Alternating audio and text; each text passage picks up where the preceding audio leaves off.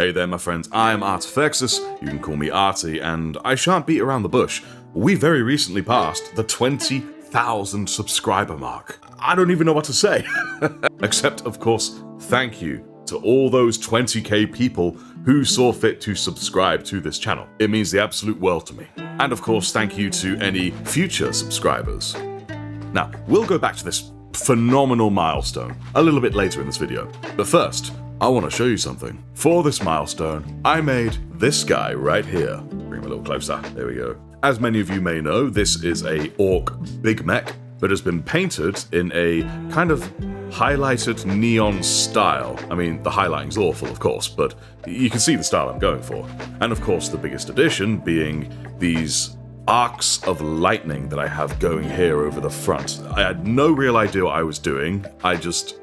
I had an idea just come to my head when I saw a picture of the big mech with this weapon thing here, and I was like, I need to try this. And I thought, what better occasion to try something new than a big milestone, which I could see was, well, to put it bluntly, rapidly approaching. So I would love to talk you through how exactly I made this guy. It's ultimately quite simple, as a lot of these more stylized things can sometimes be. So with that, please do sit back, relax, and I shall talk you through how I made this fine fellow. Let's do this. So of course, this project began, as all these projects do, with me building a mini.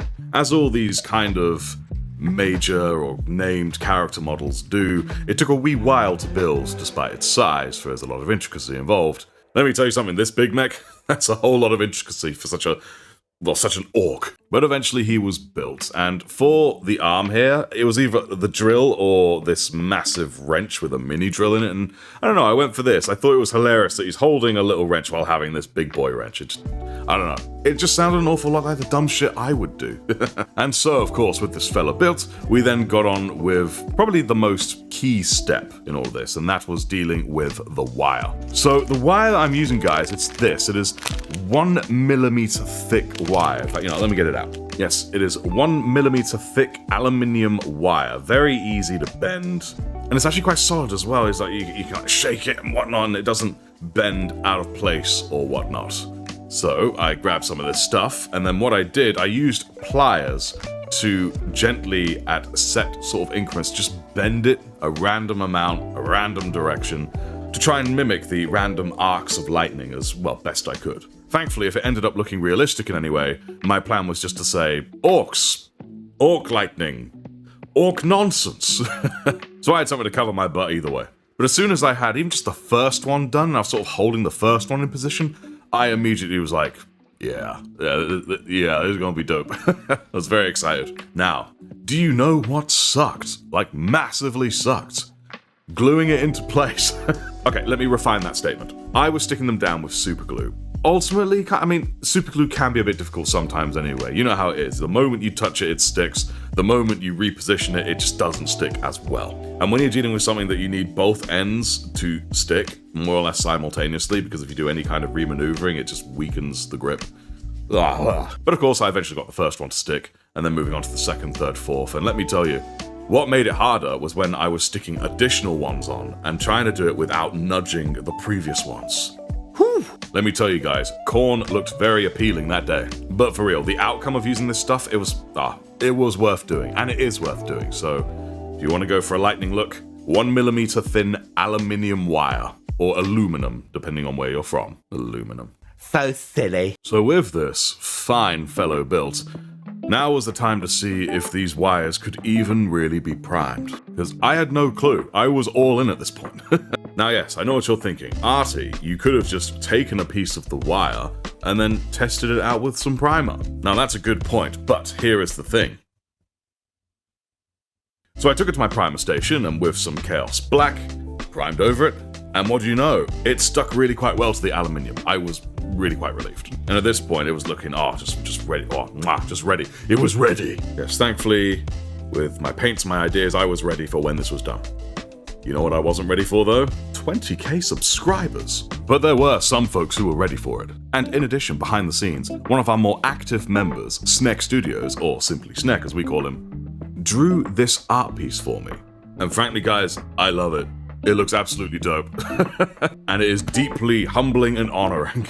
It really is. It was back when I had the longer hair, but hey, it's kind of more swinging Emperor way, isn't it? They all have the long hair, him and the Primarchs. Could I be a Primarch? But no, for real guys, thank you Snek so much for this piece. I absolutely love this piece. I also want to say a huge thank you to those with a Battle Brother tier YouTube membership. You guys are legends. And of course, a huge thank you to those with a Sergeant level YouTube membership. It's that kind of support that really helps push things forward. I also have got to thank my moderators, or my judiciars as I call them, within the Discord. That being the Lance Admiral, Invisible Cactus, and perhaps most importantly, Inquisitor Wigsy, who's also my other half, who has been helping me with this whole thing since the very beginning. So thank you so much, darling. Do appreciate it. While here, talking of memberships and stuff, this channel now also has a Patreon. Yes, Adeptus Artifexus now has a Patreon. So if you would rather support on Patreon rather than YouTube memberships, you absolutely can do that. Although I must also say, on Patreon, there is now a new tier of membership.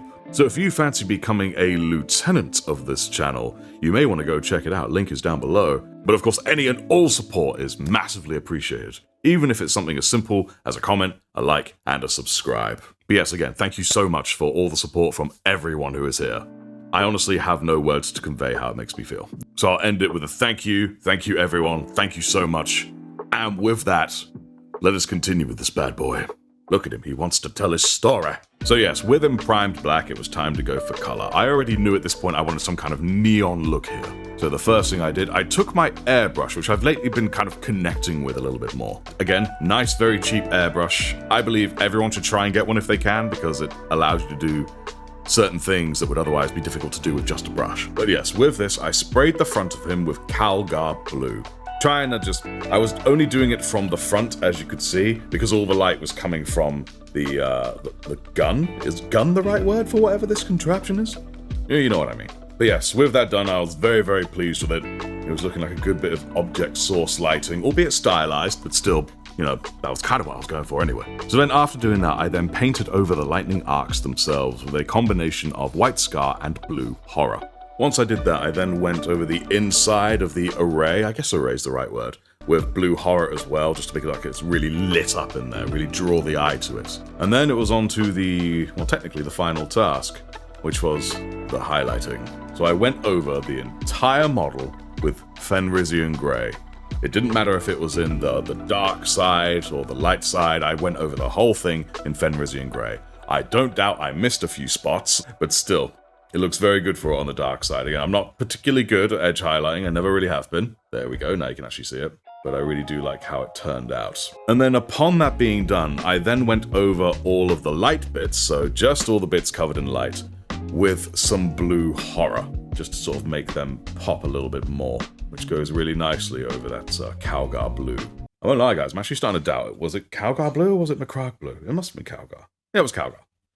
What am I talking about? But the last thing to know that I really did, around the places there where the arcs touch the orc, so what I did, at the base of each point where an arc bolts, or just a lightning arc, you know what I'm talking about. Wherever it meets an orc, I would give a nice splodge of blue horror there. And then honestly, in the end, that was it. That's the experiment done. As you guys can see, I haven't like tidied up the base or anything. The whole point was just to see how this would look and let you guys know how exactly I did it. So all in all, guys, this amazing look, this lightning arc look, it's, again, really easy. Just a little bit of aluminium wire and some pliers or something to twist it around with, and then just stick it to the model.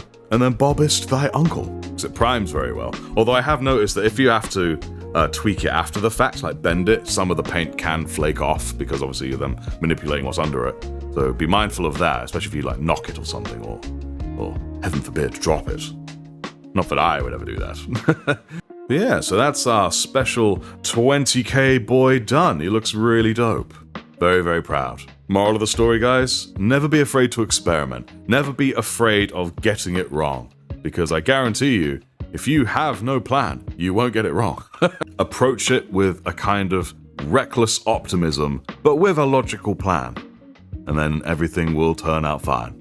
It always does. And if it doesn't, you can make it into something else that is fine. My point being, boiling it down. Never be afraid to just jump in if you have an idea. no matter how new you are. But yeah, and with that, that is all from me today. So thank you so much for watching. Thank you so much for 20k subscribers. If you're not one of them, do consider subscribing and liking, commenting, all that good stuff. Consider supporting me on YouTube memberships or Patreon. All of it is greatly appreciated. And remember, my friends, the Emperor is always guiding your brush.